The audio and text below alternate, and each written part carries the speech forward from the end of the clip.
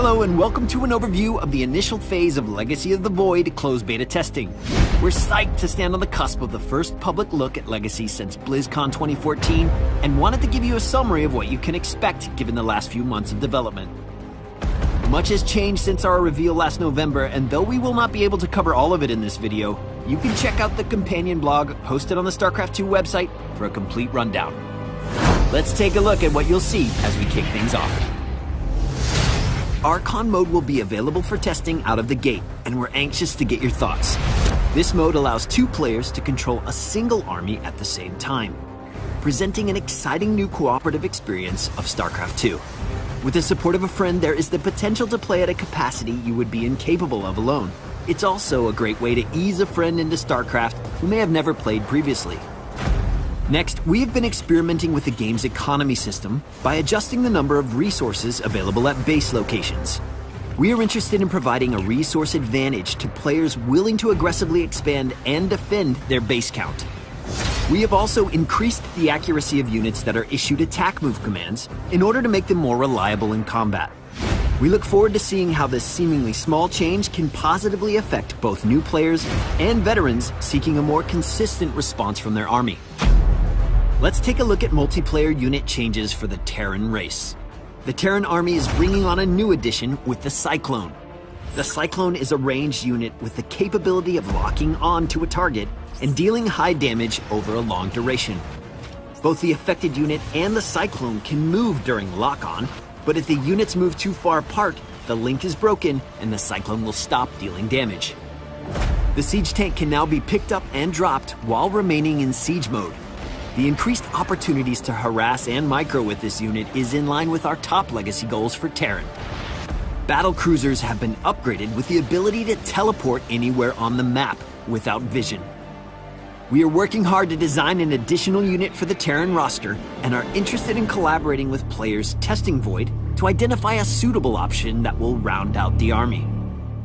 Switching gears, let's take a look at a few elements on the Zerg side. New to the Zerg is the Ravager, a ranged unit capable of dealing high area damage with its corrosive bile ability. This ability has the added perk of being able to destroy Protoss force fields.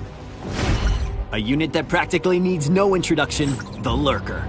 The Lurker is back in action as a solid splash damage option with massive range, able to outdistance most units and all base defense structures. We've made some notable changes to current Zerg units, starting with the Corruptor. We have given the Corruptor a new ability, Caustic Spray, which deals channel damage against structures that increases over time. Looking at the Viper, we wanted to add an ability that would counter mass air unit strategies. Introducing Parasitic Bomb. This ability places a damage over time effect on a targeted enemy air unit, dealing damage to it and any enemy units around it.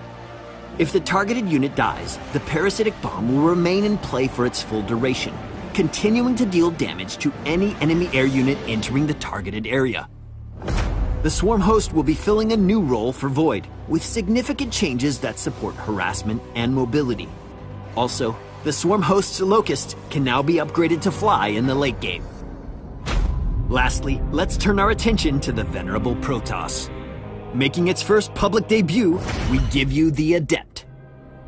The Adept is a ranged unit that deals damage to ground units only, and is also capable of sending out a shade of itself to a target location. This shade can't deal damage or be damaged, but can be movement controlled. While the shade is deploying, an Adept will function normally in combat. Then, after a set duration, the Adept will teleport to the location of its shade.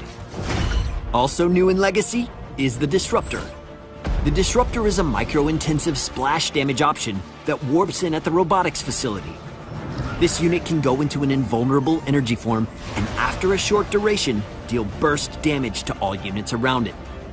To kick off changes to current Protoss units, let's talk about the Warp Prism and the Immortal.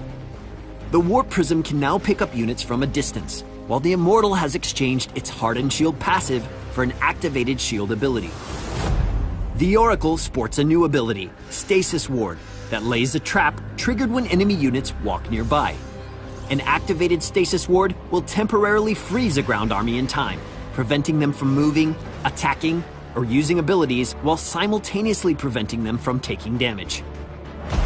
And lastly, the Tempest will no longer deal plus massive damage against air units. However, it has also received a new ability, Disintegration. Disintegration allows the Tempest to dish out a high amount of damage against the target unit, but spread out over a very long period of time. The changes coming with Legacy of the Void are a lot to take in. We truly think we've built a version of StarCraft II that is more fast-paced and exciting than ever before. Whether it is in the myriad of new micro options available for units and abilities, or the possibility of pushing aggressive resource strategies on multiple bases, Legacy of the Void will be full of opportunities to showcase yourself as a player.